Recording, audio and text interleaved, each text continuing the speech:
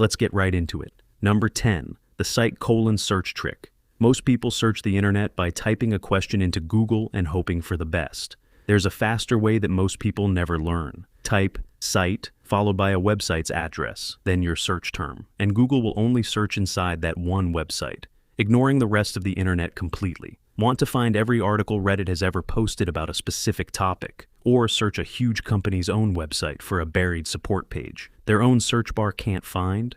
Site:/reddit.com or site:/apple.com, followed by your term, does it instantly. It's like being handed a master key to one specific building, instead of wandering an entire city, hoping to stumble onto the right door. Most websites have terrible internal search functions, but Google has already indexed their pages perfectly. Journalists, researchers, and IT people use this constantly because it turns Google into a private search engine for any site on Earth, and most regular users go their whole life never typing those 5 characters. Number 9, reopening a tab you accidentally closed. Everyone has closed the wrong tab by mistake, watched 20 minutes of research disappear, and just accepted it as a loss. It doesn't have to be one.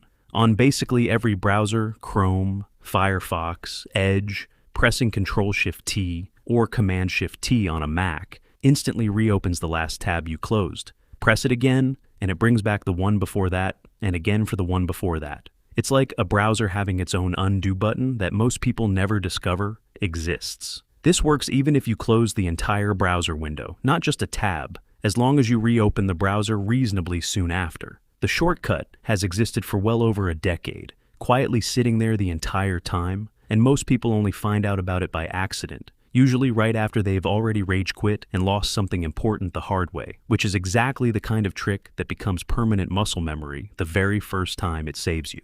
Number 8, reverse image search. You see a photo somewhere, a product, a person, a screenshot with no context, and you want to know where it actually came from. Instead of guessing, you can search using the image itself instead of words. Google Images and tools like Google Lens let you upload or drag in a photo, and the search engine scans the internet for every place that exact image, or visually similar ones, has ever appeared online. It's like fingerprinting a photo instead of just describing it and hoping for a match. People use this to catch fake product listings, verify whether a profile picture is a stolen stock photo, find the original high-resolution version of a blurry screenshot, or figure out where exactly a vacation photo was taken. Journalists use it constantly to verify whether a viral photo is actually from the event it claims to be from, because a 5-year-old disaster photo gets recirculated as breaking news more often than most people realize, and reverse image search is usually the fastest way to catch it. Number 7, the Wayback Machine. Click a link and get a dead page. This content no longer exists, and most people just close the tab and move on. There's a nonprofit called the Internet Archive that has been quietly taking snapshots of the entire public internet since the 1990s, and you can browse almost the entire history of a website for free at web.archive.org. Type in any URL, and you'll see a calendar of dates going back years, each one a saved snapshot of exactly what that page looked like on that day. It's like a security camera that's been silently recording the entire internet the whole time, and almost nobody realizes the footage is sitting there free to watch. Deleted blog posts, discontinued products, a company's original terms of service before they quietly changed it, old news articles that got scrubbed, all of it is usually still sitting in the archive. Researchers, journalists, and lawyers use it to prove what a website used to say before someone tried to make everyone forget it. Number 6, the Gmail Plus trick.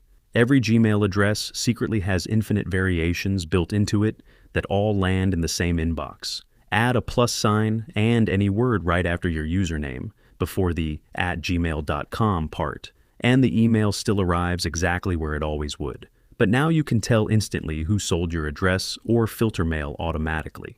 Sign up for a shopping site using your name plus shopping@gmail.com, a newsletter using yournameplusnews@gmail.com, and if spam starts showing up addressed to your name plus shopping, you know exactly which company leaked it. It's like handing out a slightly different fake name to every stranger you meet, except every version still reaches your actual mailbox perfectly. You can even set up filters in Gmail that automatically sort, label, or archive mail based on which plus tag it was sent to, essentially building a free organizational system most people pay separate apps to get. It's been quietly built into Gmail the entire time, and most users never once type the plus sign.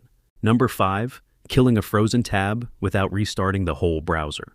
One tab starts eating memory, the whole browser slows to a crawl, and most people's solution is closing everything and losing every open tab just to fix one culprit. Chrome has its own built-in task manager, completely separate from your computer's system task manager, and almost nobody knows it exists. Press Shift and Escape together while Chrome is open, and a small window pops up showing exactly which tab or extension is hogging memory and processing power, letting you kill just that one process while every other tab stays untouched.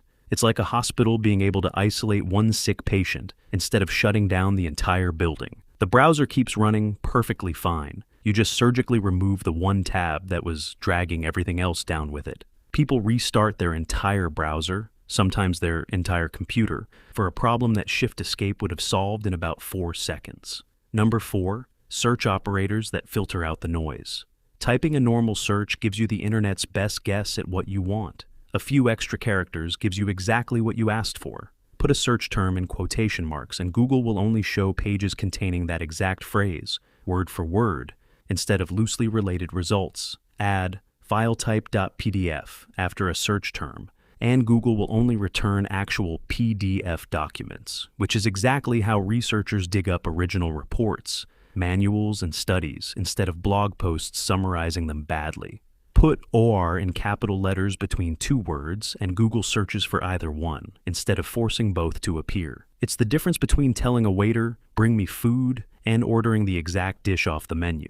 Most people type vague phrases their whole life and just accept whatever Google guesses they meant, when a few extra symbols would have gotten them the exact document, exact phrase, or exact source they actually wanted the entire time. Number 3, searching inside any page instead of scrolling through it. A web page or PDF is 15 pages long, and you need one specific detail buried somewhere inside it. Most people scroll and skim, sometimes for minutes, hoping to spot it. Pressing Control F or Command F on a Mac opens a search bar built into every browser and most PDF readers that instantly highlights every occurrence of a word on the entire page and lets you jump straight to it. It's like having a metal detector for text instead of digging through sand with your bare hands. This works inside massive terms of service documents, long news articles, entire ebooks opened in a browser, and PDF manuals hundreds of pages long. The shortcut has existed since the earliest web browsers. It's genuinely one of the oldest tricks in computing, and it still saves people from minutes of pointless scrolling every single day, mostly because nobody ever explicitly teaches it. You're just expected to stumble onto it eventually. Number 2, editing any web page's text just for you. Right-click almost anywhere on a web page and choose Inspect, and a panel opens showing the raw code behind that page. Inside that panel, you can actually double-click on text and rewrite it, change a headline, replace a price. Put your own name into someone else's article. It's like being handed a copy of a newspaper you're allowed to scribble on, except nobody else's copy changes, only the one sitting on your own screen. This is a completely local edit. It only exists in your browser. Refreshing the page erases it, and nobody else on the internet ever sees the change. People use it constantly for harmless pranks, screenshotting a fake headline for a group chat, or mocking up how a redesign might look before actually building it. It's built directly into every modern browser for developers to test websites, but almost nobody outside of programming ever right-clicks and finds it. Number 1, undoing a sent email. You hit send, and half a second later, you spot the typo, the missing attachment, or the email that went to the wrong person entirely. And the panic sets in immediately because email feels permanent the moment it leaves your outbox. It isn't if you know where to look. Gmail has a genuinely hidden feature called Undo Send, buried inside the settings menu and turned off by default, that gives you a short window, adjustable up to 30 seconds, after hitting send, where the email hasn't actually left yet. During that window, a small undo button appears at the bottom of the screen, and clicking it pulls the email straight back like it never happened.